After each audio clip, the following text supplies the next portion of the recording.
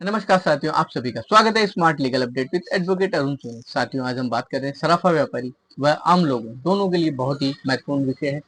जब से सोने चांदी की कीमतों में बेतहाशा वृद्धि हुई है, तब से वह व्यक्ति जिन्होंने 10 वर्ष 15 वर्ष पूर्व गिरवी आभूषण रख कर रुपए लिए और वह रुपए लेने के बाद गायब हो गए, उसके बाद ना कभी व्यापारी से संपर्क किया, ना ही कभी ब्याज का भुगतान किया, वह व्यक्ति अचानक आकर व्यापारी से अपने आभूषणों की मांग करने लग गए, जिससे व्यापारी को घबराहट व चिंतन होना लाजमी है।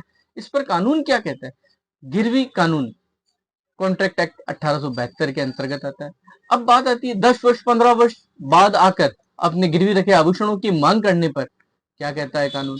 ये लिमिटेशन एक्ट 1963 के अंतर्गत आता है। लिमिटेशन एक्ट कहता है कि गिरवी रखे आभूषणों को 3 वर्ष के अंतर छुड़वाना आवश्यक है। 3 वर्ष की समय अवधि जब अंतिम बार भुगतान किया हो तब से, या उनके मध्य कोई शर्त तय हो तब से काउंट होती है। अब बात आती है कि अगर व्यापारी के पास गिरवी का लाइसेंस नहीं है तब क्या होगा। गिरवी का लाइसेंस नहीं होने से व्यापारी हार नहीं जाएगा।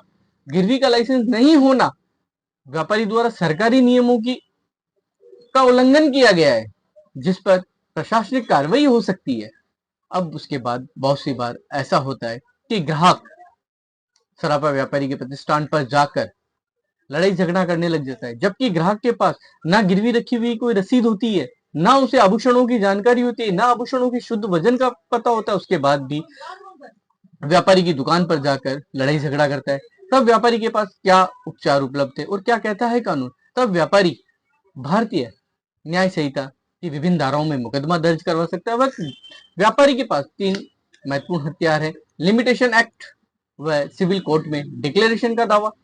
तीसरा, कॉन्ट्रैक्ट एक्ट की 176 की धारा 176 महत्वपूर्ण उपाय है।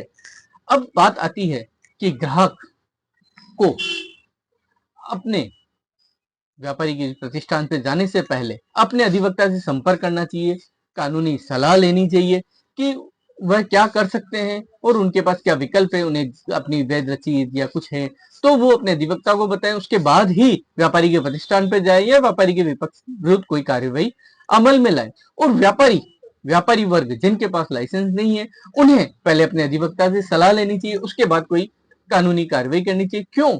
क्योंकि कानून भावनाओं पे नहीं चलता है, साक्ष्य के आधारित है। धन्यवाद दोस्तों। इसी तरह लीगल अपडेट पाने के लिए मेरे चैनल को लाइक एंड सब्सक्राइब करें।